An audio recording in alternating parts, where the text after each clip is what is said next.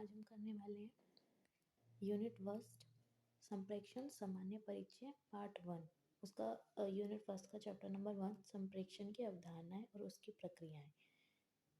मैं आपको बता दूं इसका सिलेबस ये है, संप्रेक्षण और संचार का ही हिंदी ए। इसके सिलेबस में फर्स्ट यूनिट में 2 चैप्टर हैं, संप्रेक्षण की अवधारणाएं और उसकी प्रक्रियाएं, और पार्ट 2 है संप्रेषण और संचार तथा संप्रेषण के विविध आयाम। तो उसका चैप्टर नंबर फर्स्ट करने वाले हैं संप्रेक्षण का अर्थ। संप्रेक्षण का अर्थ क्या है?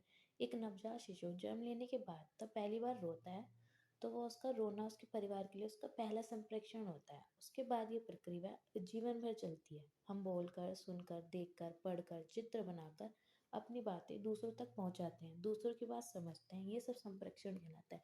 संप्रेषण है विचारों का आदान प्रदान, वो चाहे किसी भी रूप में हो, या अपनी भावनाओं का आदान प्रदान। जरूरी नहीं है बोल के ही, कैसे भी लिख कर, जताकर, एक्सप्रेशन से, या कैसे भी। व्यक्ति एक सामाजिक प्राणी है और समाज में संबंध बनाने के लिए उसे विचारों का आदान प्रदान करना पड़ता है। मनुष्य एवं समाज के बीच सार्थक ध्वनियों द्वारा विचारों का जो आदान प्रदान होता है उसे भाषा कहते हैं। सार्थक ध्वनियों से जो होता है, मतलब जो हम बोल के करते हैं ना, उसको तो हम भाषा बोलेंगे क्योंकि हम भाषा बोलते हैं।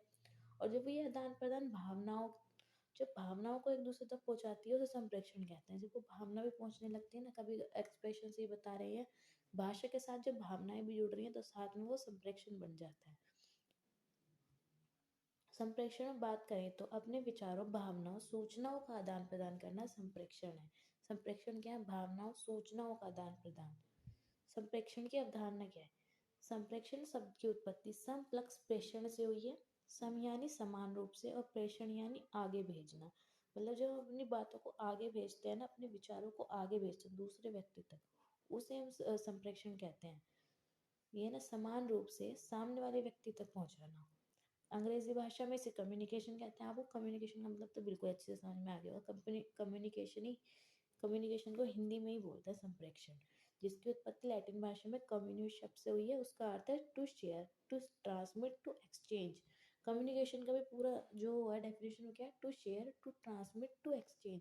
एक्सचेंज मतलब आदान प्रदान करना, ट्रांसमिट मतलब भेजना, शेयर करना। ठीक है। मानव जीवन संप्रेक्षण अर्थात विचारों के आदान प्रदान से परिपूर्ण है। कभी प्रत्यक्ष तो कभी अप्रत्यक्ष रूप से व्यक्ति संप्रेषण में सक्रिय रहता है।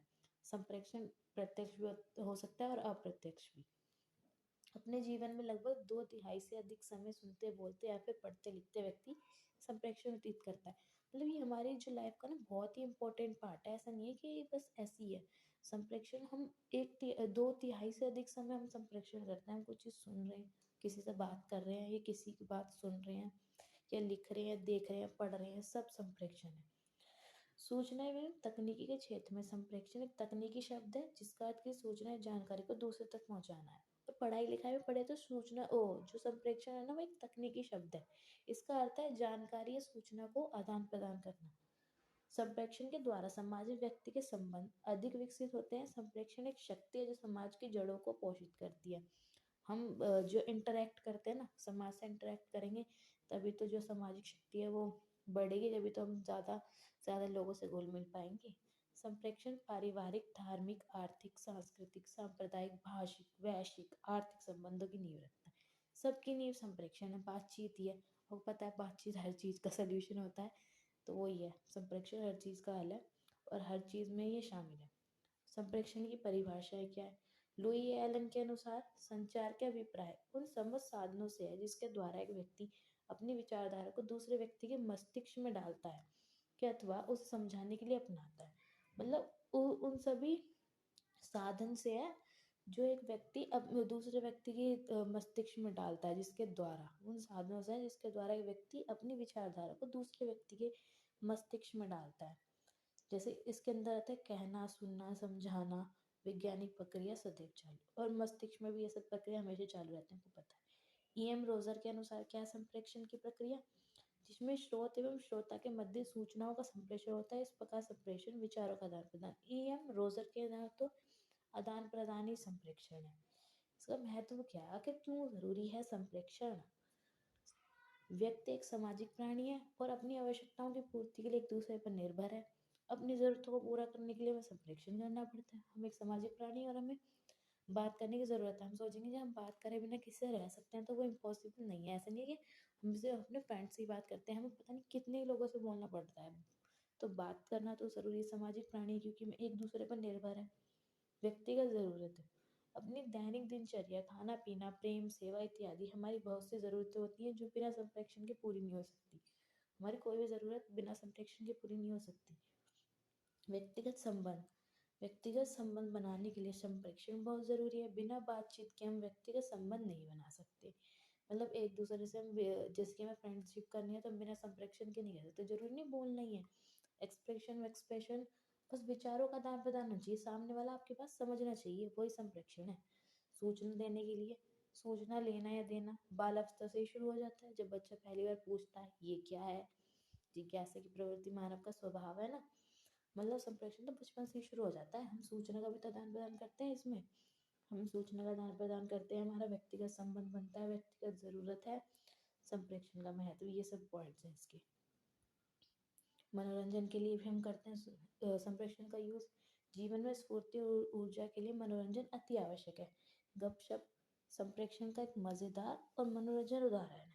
गपशप के द्वारा हम एक दूसरे के विचारों, भावनाओं एवं दृष्टिकोण को समझने का प्रयास करते हैं, और मनोरंजन के माध्यम से शिक्षा देना भी सुगम एवं सरल हो जाता है। आग्रह, इस प्रकार का संप्रेषण विज्ञापनों में देखने को मिलता है। विज्ञापनों को इस प्रकार बनाया जाता है कि वे ज़्यादा से ज़्यादा लोगों को पसंद आए, और विज्ञापनों में ग्राहक से आग्रह किया जाता है कि ग्राहक उस वस्तु को लेने में बल दे। मतलब हम किसी से आग्रह करना है तो भी हम संप्रेषण ही करेंगे। अब संप्रेषण के तत्व क्या है? संप्रेषण एक तो स्रोत, ग्राही, संदेश, माध्यम, फीडबैक, ये पूरा प्रोसेस होता है। एक तो बोलने वाला, एक जो है वो संप्रेषणी संदेश जो हम बता रहे हैं, एक ग्राही जो सुन रहा है, और एक तो माध्यम जिस द्वारा वो संप्रेषण उसके पास जा रहा है, ठीक है, और एक फीडबैक वो वापस से जो हमें बता रहा है, मतलब उसके ऊपर उसकी क्या प्रतिक्रिया है।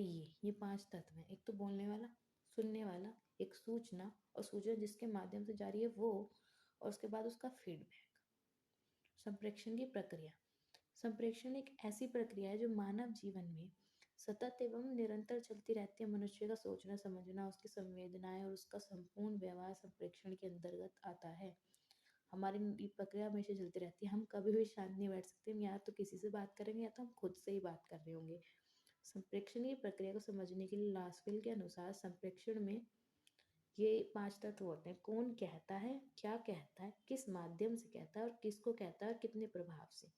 वही है, कौन कहता है यानी जो स्रोत है, क्या कहता है संदेश, किस माध्यम से कहता है माध्यम जो संदेश दे रहा है, और किसको कहता है सुनने वाला, और उस पर उसका प्रभाव क्या पड़ा, उसकी प्रतिक्रिया। वही है लास्वेल के अनुसार भी। ठीक है, ये इम्पोर्टेंट। आपका चैप्टर यहीं पे खत्म होता है। फर्स्ट चैप्टर में सिर्फ इतना ही था।